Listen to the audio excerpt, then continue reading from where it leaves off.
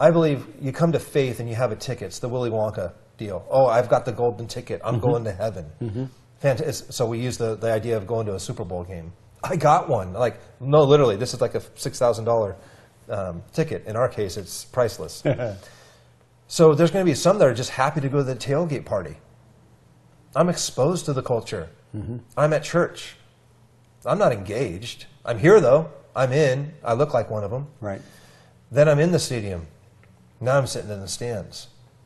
You're exposed a little bit more. You're a little bit more closer. Maybe you're sitting a little bit closer at church.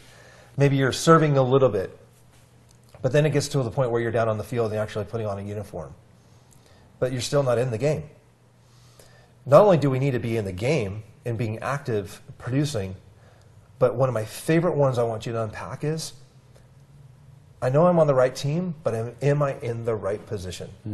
That's one of my favorite. Unpack that a little bit. Because I look at Paul's life and I go, 35, most of his initiatives started happening in his 40s. He went from exposure to being on the right team. Then it became strategic assignment. Yeah.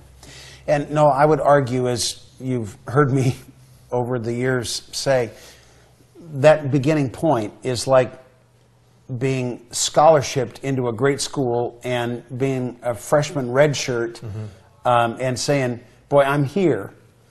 How delusional would that freshman redshirt at college football be to say, I'm interested in having my Super Bowl assignment immediately because I want to play in the big game someday, and the distance between the redshirt freshman and the Super Bowl win, where he was actually playing time participating, is a distance that he's got to travel. There's a good chance he could get there, but he's got to go through the journey. And that journey is going to be so individualized as to be personal, but so specific to the outcome as to be binding for 45 other people that are on the same team. And that journey is going to continue to narrow the focus. The first question he's got to ask when he is redshirted is, what position does he aspire to?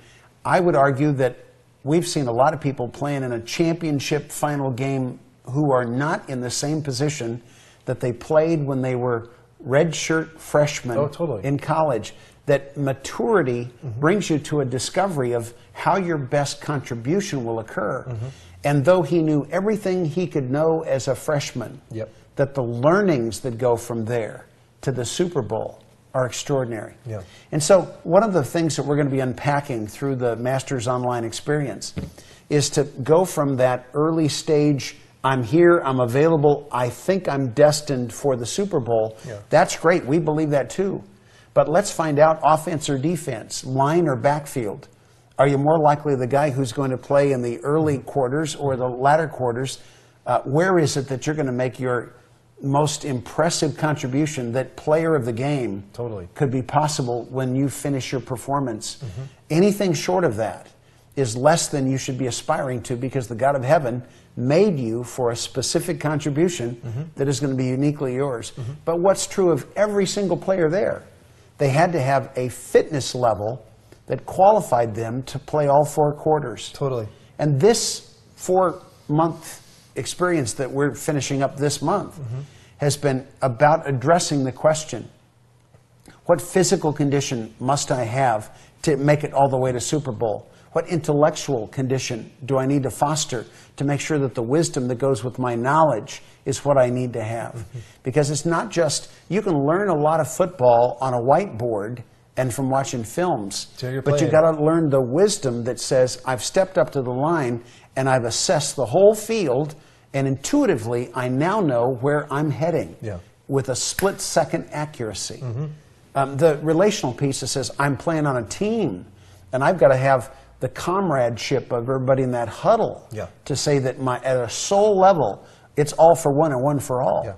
And the spiritual level says, I'm listening to the coach on the sideline, and we have a relationship that is so tuned that just looking at me, he can give me a look, a facial expression, and I can read it because we're tight. You're in tune to that frequency, man. That's the kind of preparation that these 4 sessions have been designed to cultivate because we belong on that field.